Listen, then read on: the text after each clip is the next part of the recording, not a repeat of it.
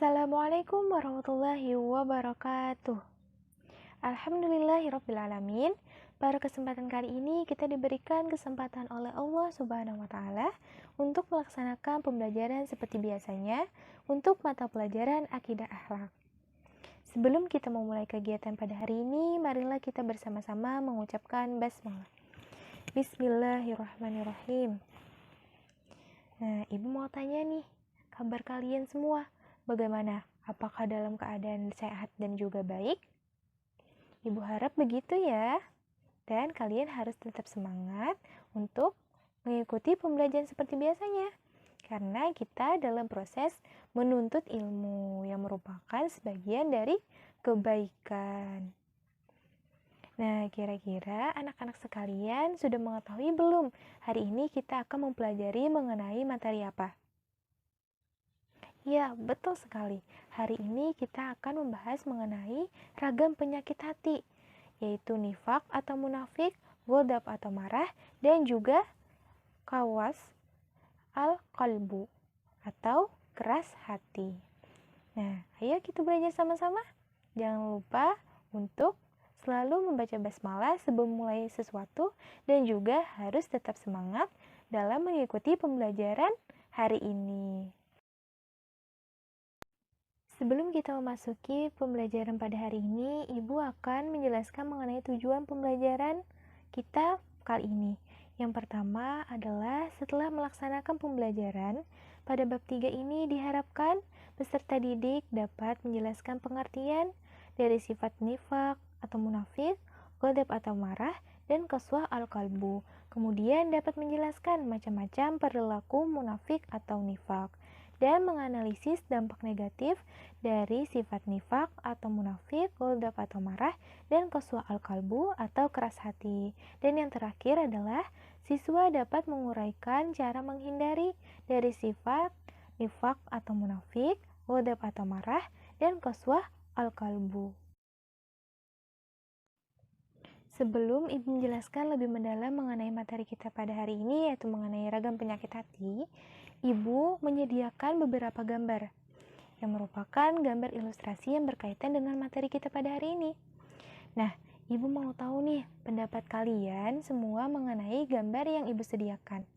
Silahkan kalian kemukakan pendapat kalian di kolom komentar. Sertakan juga nama lengkap kalian.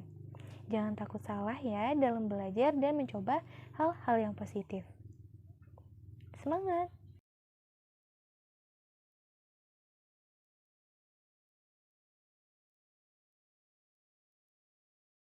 Pengertian nifak atau munafik.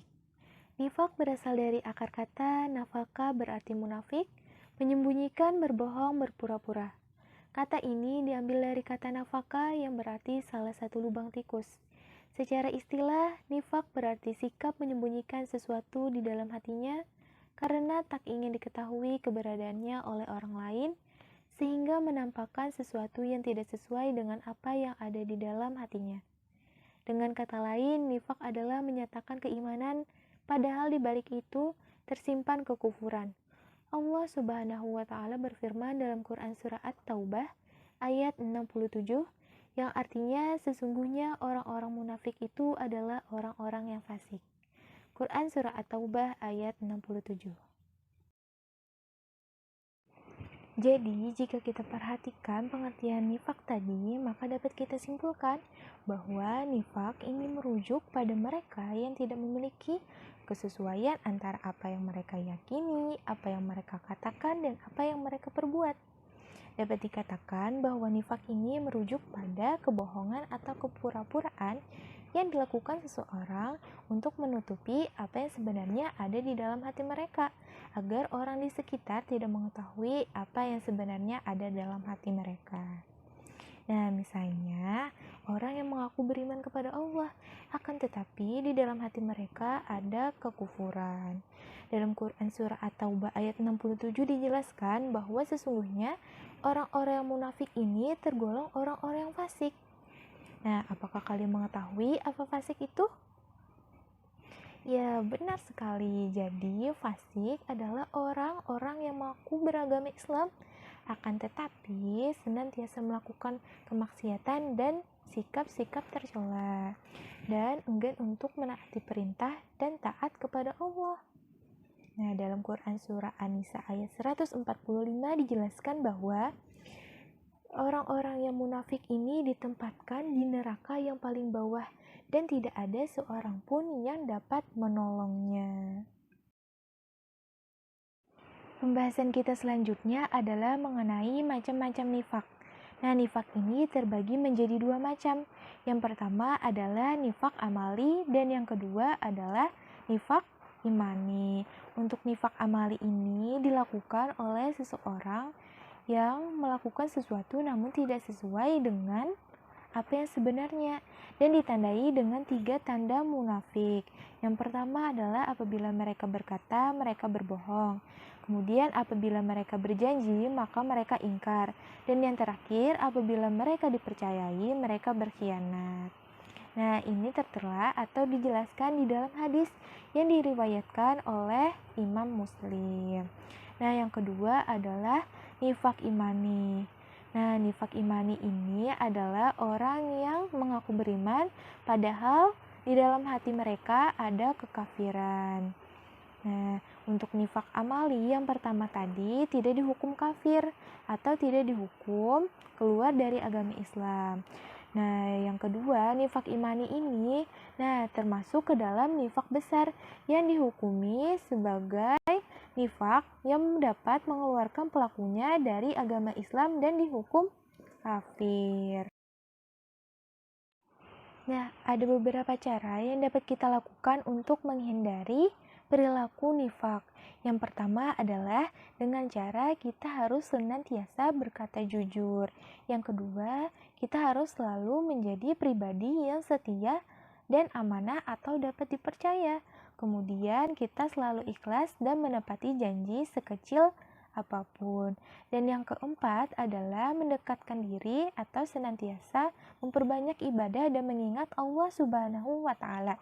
Dan yang terakhir adalah selalu bersyukur atas segala sesuatunya. Pengertian ghadab atau marah. Kata ghadab berasal dari kata ghadiba yaghdabu yang berarti marah, mengamuk, murka, berang, gusar, jengkel, dan naik pitam.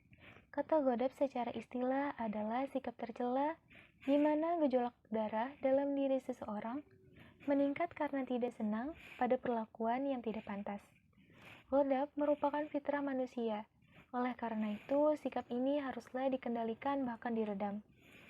Allah Subhanahu wa Ta'ala berfirman dalam Quran Surah Al-Imran ayat 133 sampai 134.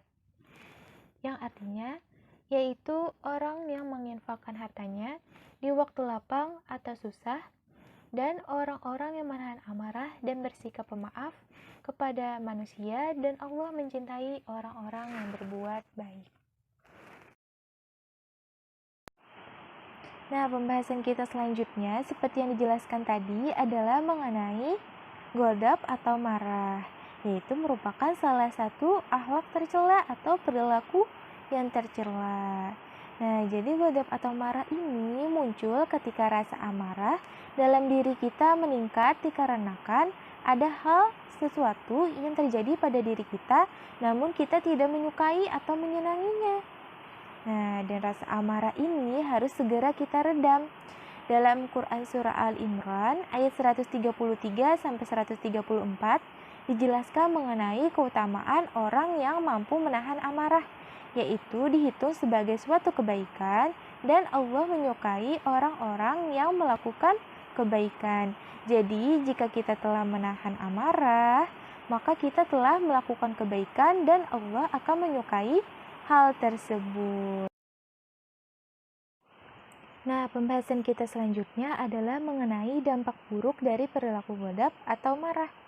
Nah, apakah anak-anak sekalian mengetahui apa saja dampak buruk dari perilaku ghadab atau marah? Nah, Ibu akan menjelaskan ya. Jadi, banyak sekali dampak buruk yang dapat kita alami ketika kita tidak bisa meredam atau mengatasi rasa marah yang ada pada diri kita.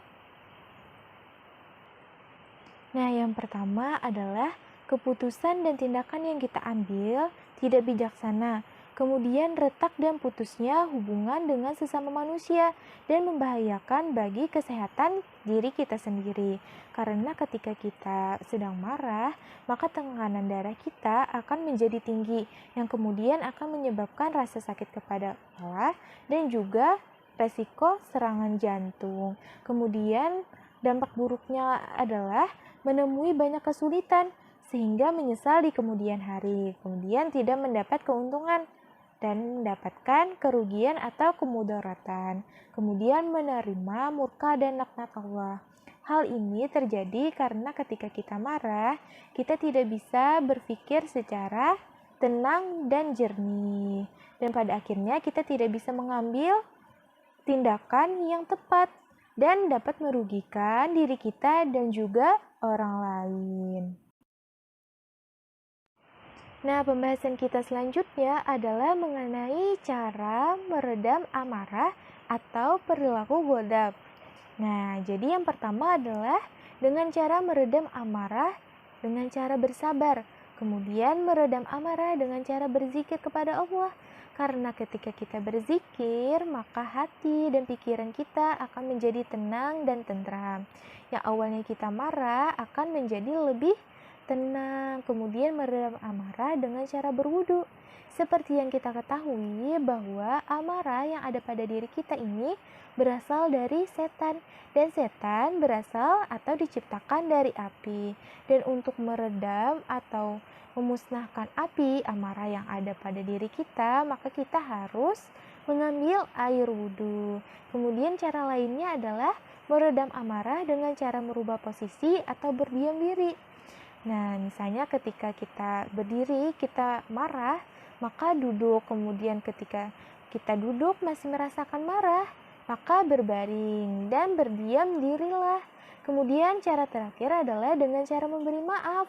Dengan maaf, maka hati dan pikiran kita menjadi tenang dan tidak memikirkan sebab apa kita menjadi marah. Dan rasa amarah yang pada diri kita yang awalnya memuncak akan menjadi turun dan akhirnya menjadi ikhlas atas apa yang telah terjadi. Pengertian qaswa al-qalbu atau keras hati. Dalam memahami arti dari keras hati, Amin Syukur dalam terapi hati mengatakan bahwa Imam Al-Ghazali menjelaskan 3 macam hati sebagai berikut. Yang pertama, hati yang sehat. Tandanya adalah iman yang kuat dan pengamalan yang konsisten terhadap peribadahan. Kedua, hati yang sakit. Tandanya adanya keimanan, ibadah, namun ternodai dengan keburukan dan kemaksiatan. Dan yang ketiga adalah hati yang mati. Tandanya adalah mengeras dan membatunya hati karena banyak kemaksiatan yang diperbuat. Jadi, keras hati adalah sikap tercela di mana seseorang menutup pikiran dan hatinya akibat dari perilaku keburukan dan kemaksiatan yang diperbuat semisal munafik dan marah.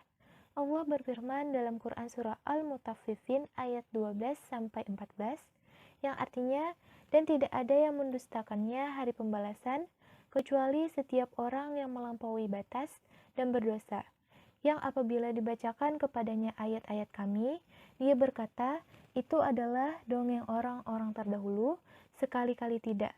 Bahkan apa yang mereka kerjakan itu telah menutupi hati mereka.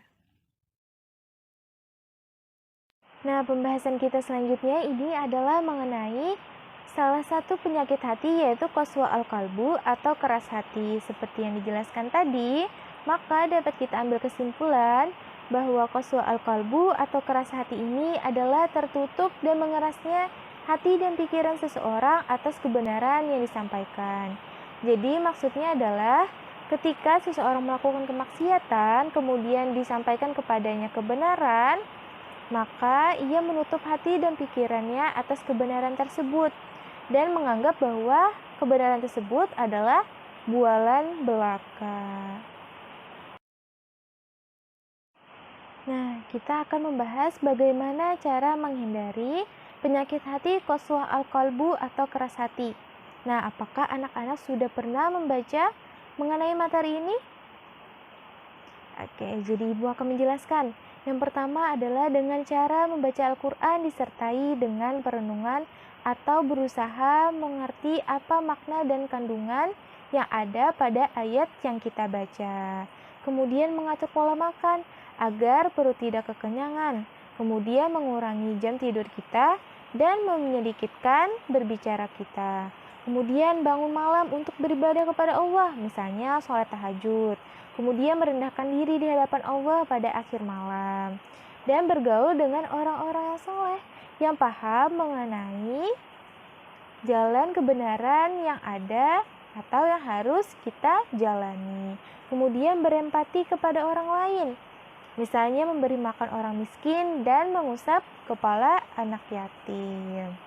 Nah, jadi itu merupakan cara untuk menghindari penyakit hati, qaswah al-qalbu atau keras hati. Alhamdulillahirrabbilalamin. Pembelajaran kita pada hari ini telah selesai. Nah, sebelum itu Ibu mau bertanya nih kepada kalian, apakah ada hal-hal yang masih kalian bingungkan? Jika masih ada, maka kalian dipersilakan untuk bertanya di kolom komentar. Nah, sebelum itu Ibu mau memberikan kesimpulan sedikit mengenai pembelajaran kita pada hari ini, yaitu mengenai ragam penyakit hati, yaitu munafik, marah, dan juga keras hati. 3 hal itu harus kita jauhi dan harus kita hindari karena ragam penyakit hati itu berasal dari setan. Dan seperti yang kita ketahui bahwa setan itu mengarahkan manusia pada pengingkaran kepada Allah Subhanahu wa Ta'ala. Jadi setan ini menginginkan manusia untuk celaka di dunia dan akhirat. Untuk menghindari hal tersebut, maka kita harus senantiasa mendekatkan diri dan meningkatkan keimanan kita kepada Allah Subhanahu wa Ta'ala dengan cara senantiasa beribadah dan juga mengingat Allah Subhanahu wa Ta'ala. Nah, sebelum itu Ibu mau memberikan kalian penugasan. Kalian harus menjawab soal yang Ibu sediakan berikut ini. Kemudian kalian tulis jawabannya di kolom komentar dan sertakan nama lengkap kalian. Sebelum mengakhiri pembelajaran kita pada hari ini, marilah kita bersama-sama mengucapkan hamdalah. Alhamdulillahirrabbilalamin. Terima kasih kepada anak-anak telah menjelaskan dengan seksama penjelasan yang Ibu berikan. Dan juga Ibu memohon maaf apabila ada salah kata dan salah perbuatan, baik yang disengaja maupun tidak. Ibu sangat mohon maaf. Terima kasih. Wassalamualaikum warahmatullahi wabarakatuh.